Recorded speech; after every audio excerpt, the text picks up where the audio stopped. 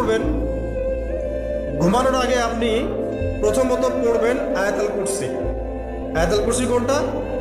আল্লাহু লা ইলাহা ইল্লা হুয়াল হাইয়ুল কাইয়্যুম লা তা'খুযুহু সিনাতুন ওয়া লা নাওম, এখান থেকে লাহু মা ফিস সামাওয়াতি ওয়া মা ফিল আরদি মান যাল্লাযী ইয়াশফা'ু ইনদাহু ইল্লা বিইذনিহি ইয়া'লামু মা বাইনা আইদিহিম ওয়া মা খালফাহুম ওয়া লা ইউহিতুনা বিশাইইন মিন ইলমিহি ইল্লা বিমা শা'a ওয়াসি'a কুরসিয়ুহু সামাওয়াতি ওয়াল আরদ ওয়া লা ইয়াউদুহু হিফযুহুমা ওয়া হুয়াল আলিয়্যুল আযীম।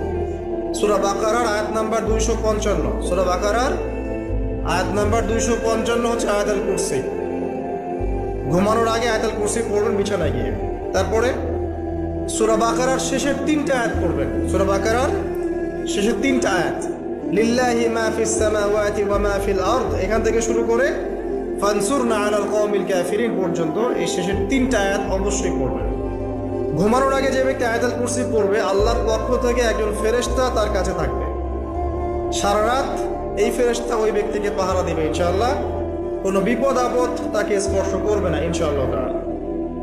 রাতের বেলা অনেক বিপদ হতে পারে, চুরি হতে পারে, ডাকাতি হতে পারে, তারপরে আপনার দুষ্ট জিন শয়তান উৎপাত করতে পারে, এছাড়া আপনার জাদুবিদ্যার কাজ হয় রাত্রেবেলা, মানুষ এগুলো করতে পারে, কুফরি কালাম করতে পারে, ক্ষতিকর প্রাণী আপনাকে কামড় দিতে পারে, অনেক কিছু হতে পারে।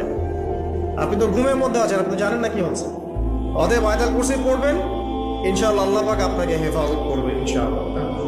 আর সূরা বাকারার শেষের 3টা আয়াত কেন পড়বেন? কারণ নবী সাল্লাল্লাহু আলাইহি ওয়াসাল্লাম বলেছেন, রাতের বেলা সূরা বাকারার 3টা আয়াত যে ব্যক্তি পড়বে, সারা রাত যদি আপনি নফল নামাজ পড়তেন, যে নেকি হতো, এই 3 আয়াত পড়ার মাধ্যমে সেই নেকি হয়ে যাবে ইনশাআল্লাহ। ঠিক আছে? সারা রাত ধরে নফল নামাজ পড়া কি কষ্টকর না? এটা সবচেয়ে সহজ হচ্ছে আপনার সূরা বাকারার শেষের 3টা আয়াত পড়বেন, ঘুমিয়ে যাবেন ইনশাআল্লাহ। সারা রাতের নেকি আপনার আমলনামায় লেখা হবে। এগুলো শুধু বললেই হবে না আর শুনলেই হবে না, আমল করতে হবে। কবে থেকে? ইনশাআল্লাহ আজকে থেকে। আল্লাহ পাক সবাইকে আমল করার তৌফিক দান করুন, আমিন। এরপর কি করবেন? এরপর 3 কুল পড়বেন। কয় কুল? 3 কুল। কোনটাকে 3 কুল বলে? বিসমিল্লাহির রহমানির রহিম, কুল হুয়াল্লাহু আহাদ, এটা একটা। কুল আউযু বিরাব্বিল ফালাক, এটা একটা।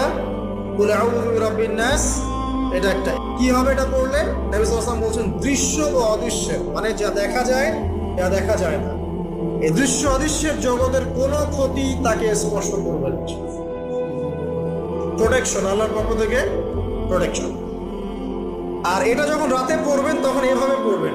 একবার সূরা ইখলাস, কুল হুয়াল্লাহু আহাদ, তারপর সূরা ফালাক, কুল আউযু বিরাব্বিল ফালাক, তারপর সূরা নাস, কুল আউযু বিরাব্বিন নাস পড়ে দুই হাত একত্রিত করে ফু দিবেন।